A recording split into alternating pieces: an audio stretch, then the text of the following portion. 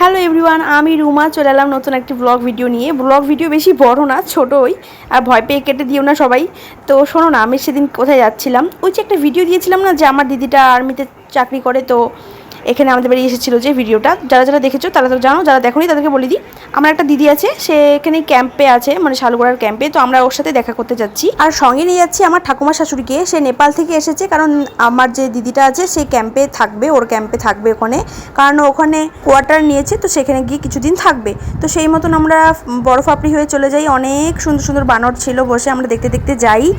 আর না কি বলো তো, আমরা রেখে চলে আসবো, আমরা বেশিক্ষণ থাকবো না, আমার ঠাকুমা শাশুড়িকে রেখেই চলে আসবো, সে থাকবে, আমি কিছুদিন পর যাবো, আমার ইচ্ছা আছে কিছুদিন পর যাওয়ার।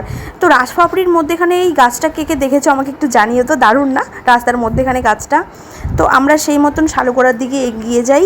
বিকেলবেলা যাচ্ছিলাম, তখন প্রায় 5টা সাড়ে 5টা বাজে। তারপর আমরা ক্যাম্পে চলে যাই, সেখানে একটু এন্ট্রি করতে হয়, এন্ট্রি করি, তারপর দিদি নিতে আসে আমাদেরকে।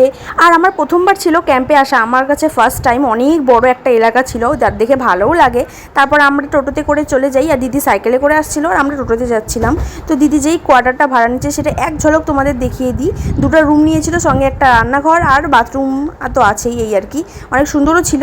কিছুক্ষণ থাকি, তো রাখিদি গিয়ে রান্না করে, আর আমরা একটু বাইরে ঘুরতে আসি। যেহেতু আমি প্রথমবার, রাখিদি এর আগেও এসেছিলো, তো আমি ছেলেকে নিয়ে আর দিদি জল ভরবে বলে আমি ছেলেকে নিয়ে একটু বেরিয়েছিলাম। তো ওখানে আবার পার্কও ছিল, সেখানে আমার ছেলে একটু খেলে। কোয়ার্টারগুলো একটু তোমাদের দেখিয়ে দিলাম। যেহেতু রাত হয়ে যাচ্ছিলো তাই ভালো করে দেখাতে পারিনি, তো যেরকম পাচ্ছিলাম সেরকম দেখিয়ে আবার আমরা কোয়ার্টারের দিকে চলে যাই। এই কোয়ার্টারগুলোতে অনেক অনেক বিএসএফ জওয়ানরা থাকে আর কি। তো আমাদের রান্নাও হয়ে যায়, এখানে পনির তরকারি এবং চাল কুমড়ো দিয়ে আমরা সবাই খাওয়া দাওয়া করি, সবাই একসঙ্গে খাই, ভালো সময় কাটাই। তারপর খাওয়া দাওয়ার পর বাড়ি চলে যাই।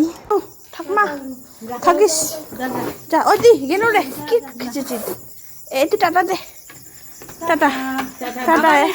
হ্যাঁ আসিম আসিম নে, মা গেনু, ভালো করে রইস।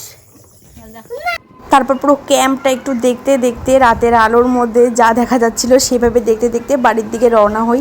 এক ধরনের লাইট জ্বলছিল, ভালো লাগছিল, রাস্তার মধ্যে চুপচুপ করে লাইটগুলো জ্বলছিল, আর কয়েকটা গাড়িও গেল দেখলাম। আচ্ছা যাই হোক, তোমাদের ভালো লাগলে লাইক কমেন্ট শেয়ার করে দিও। আবার দেখা হবে নেক্সট ব্লগে। তো বাই বাই, আর শেষ পর্যন্ত দেখার জন্য থ্যাংক ইউ আমার ব্লগটা। বাই।